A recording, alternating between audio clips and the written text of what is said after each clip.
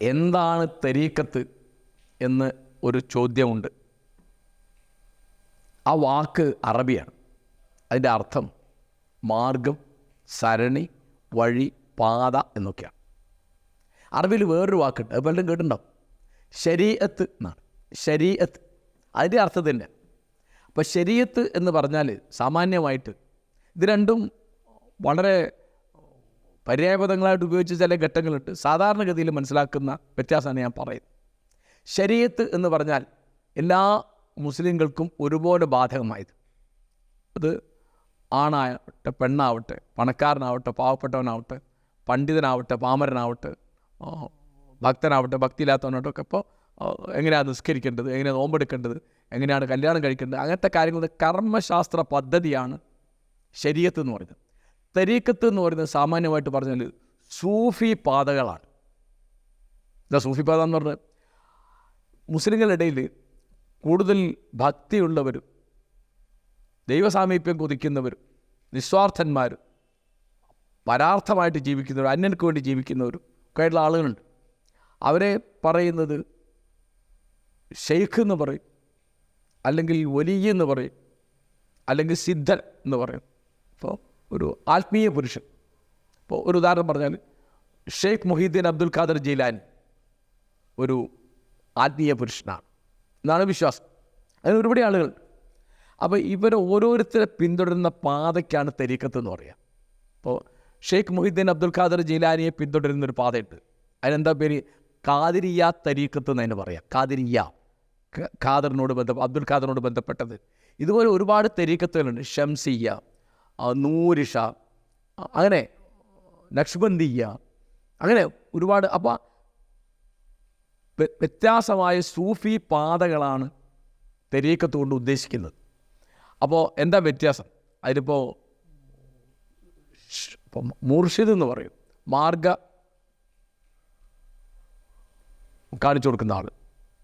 പഥപ്രദർശകൻ എന്ന് പറയും, നമുക്ക് വഴി കാട്ടുന്ന ആൾ, വഴികാട്ട്, അതാണ് മുർഷിദ്. അയാളാണ് നമ്മുടെ ഗുരു, ഉസ്താദ്. അതിൻ്റെ പിന്നാലെ വരുന്ന ആളാണ് മുരീദ്, അയാൾ അനുഗമിക്കുന്നവൻ, അനുയായി. അപ്പോൾ മുർഷിദ് മുരീദിന് കാണിച്ചു കൊടുക്കുന്ന പാതയാണ് തരീക്കത്ത്. അപ്പോൾ അതിൽ ഓരോ തരീക്കത്തിനും ഇപ്പോൾ നക്ഷ്ബന്ദിയ, അല്ലെങ്കിൽ ഷംസിയ, അല്ലെങ്കിൽ നൂരിഷ, ഖാദിരിയ, അങ്ങനെ ഒരുപാട്, പിന്നെ മറിയമിയ, അങ്ങനെ ഒരുപാട് തരീക്കത്ത്. മൗലവിയ തരീക്കത്തിൻ്റെ ആചാര്യൻ എന്ന് പറയുന്നത് നമ്മുടെ പ്രസിദ്ധനായ കവി ജലാലുദ്ദീൻ റൂമിയ, ഇറാനി. മൗലവിയ. അപ്പോൾ അവരുടെ ആചാരങ്ങൾക്കും അനുഷ്ഠാനങ്ങൾക്കും വ്യത്യാസം ഉണ്ടാകും. ഇപ്പോൾ മൗലവിയ തരീക്കത്തിൻ്റെ ഒരു സംഗതി എന്ന് വെച്ചാൽ ഈ വട്ടം ചുറ്റുന്ന ഒരു ഡാൻസ് അവരുടെ ഒരു ആരാധനാ രീതിയാണ്. സാധാരണ മുസ്ലിങ്ങൾക്ക് ശരീരത്തിലില്ല അങ്ങനൊരു സാധനം. ബെർലിംഗ് ദർവീഷസ് എന്ന് ഇംഗ്ലീഷിൽ പറയും. ദർവീഷ് എന്ന് പറഞ്ഞാൽ ഇവരുടെ കൂട്ടത്തിലുള്ള ഈ ഭിക്ഷുവാണ്. ബെർലിംഗ് ദർവീഷസ്, ഇങ്ങനെ വലിയ പാവാട പറഞ്ഞ അയഞ്ഞ വസ്ത്രം ധരിച്ചിട്ട് ഇങ്ങനെ തൊപ്പിയൊക്കെ വെച്ചിട്ട് പലരും കണ്ടിട്ടുണ്ടാവും. അപ്പോൾ അങ്ങനെ ഇതിൽ ഉരുവിടുന്ന മന്ത്രങ്ങളുടെ വ്യത്യാസം ഉണ്ടാവും. ദിക്ർ എന്ന് പറയും. ദിക്ർ എന്ന് പറഞ്ഞാൽ സ്മരണ എന്ന വാക്കിൻ്റെ അർത്ഥം. അപ്പോൾ ദൈവനാമങ്ങൾ ഉരുവിടുക, ഏത് നാമമാണ് ഓരോരുത്തർക്കും ഓരോന്ന് ഈ മുർഷിദ് പറഞ്ഞു കൊടുക്കും, അത് അവർ ചെയ്യുന്നതാണ്. അപ്പോൾ അങ്ങനെ മറ്റ് മതക്കാർ ചെയ്യുന്ന, അല്ല മറ്റ് ഭക്തന്മാർ ചെയ്യുന്ന ശരീഅത്തിലെ കാര്യങ്ങൾ ചെയ്യുന്ന കൂട്ടത്തിൽ തന്നെ ഇത് ചെയ്യാം. അപ്പം വ്യാഴാഴ്ച രാത്രി, അതിന് മുസ്ലിങ്ങൾ വെള്ളിയാഴ്ച രാവ് എന്ന് പറയും. വ്യാഴാഴ്ച രാത്രി ഒരു പ്രത്യേക ദിക്ർ ചെല്ലുക, ഒരു പ്രത്യേക നാമം ജപിക്കുക ദൈവത്തിൻ്റെ. അപ്പോൾ ഏതാണ്, എത്ര തവണ വേണമെന്നൊക്കെ മുർഷിദ് പറഞ്ഞു കൊടുക്കും. അപ്പോൾ ഇവർ മൊത്തം ഉൾക്കൊള്ളുന്ന ഈ സംഗതിയാണ്. ഇപ്പം 13-ാം നൂറ്റാണ്ടിൽ ബാഗ്ദാദിൽ ജീവിച്ചിരുന്ന ആളാണ് ഷെയ്ഖ് മുഹീദ്ദീൻ അബ്ദുൽ ഖാദർ ജീലാനി. അപ്പോൾ അദ്ദേഹത്തിൻ്റെ തരീക്കത്തിനുള്ള ഒരു പ്രചാരണ പുസ്തകമായിട്ടാണ് മൊഹീദ്ദീന്മാർ എഴുതിയത്. മൊഹീദ്ദീൻ എന്നുള്ള പേരിന് വളരെ പ്രചാരമുണ്ട്. ഇപ്പോൾ കേരളത്തിലൊക്കെയുള്ള പല പള്ളികൾ, ഇപ്പം കോഴിക്കോട്ട് മൊഹീദ്ദീൻ പള്ളി, അല്ലെങ്കിൽ ലക്ഷദ്വീപിൽ ഇത്രയെങ്കിലും പള്ളികൾ. ലക്ഷദ്വീപിൽ ഈ തരീക്കത്തൊക്കെ വളരെ ശക്തമായിട്ടുള്ളൊരു സ്ഥലമാണ്. അപ്പോൾ ഞാനെന്ന് പറഞ്ഞു തോന്നുന്നു, എൻ്റെ പേര് തന്നെ മൊഹീദ്ദീൻ എന്നാണ്. അങ്ങനെ നമ്മളിവിടെ കേൾക്കുന്ന, കേരളത്തിൽ കേൾക്കുന്ന മൊയ്തീൻ, മൊയ്തി, മൊയ്തു, എല്ലാ പേരുകളും ഇതൊക്കെ മുഹീദ്ദീൻ എന്നതിൻ്റെ രൂപാന്തരങ്ങളാണ്. നമ്മുടെ പഴയ രീതിയിൽ പറഞ്ഞാൽ അതിൻ്റെ തൽഭവങ്ങളാണ്, തത്സമമല്ല. അപ്പോൾ ഇതാണ് തെരീക്കത്ത് എന്ന് പറയുന്നത്. അത് സാധാരണഗതിയിൽ മറ്റർത്ഥത്തിലൊക്കെ അത് ഉപയോഗിക്കുന്നുണ്ട്. സാമാന്യമായി നമ്മുടെ ഭാഷയിലിപ്പോൾ നമ്മുടെ മാപ്പിളപ്പാട്ടിലാണെങ്കിലും സാധാരണ മുസ്ലിങ്ങൾ വർത്തമാനം പറയുമ്പോഴാണെങ്കിലും മതപ്രചാരങ്ങൾക്ക് ഉപയോഗിക്കുന്നത് ഈ സൂഫി പാതകളുടെ സവിശേഷമായ ഒരു രീതിക്കാണ് തെരീക്കത്ത് എന്ന് പറയാം.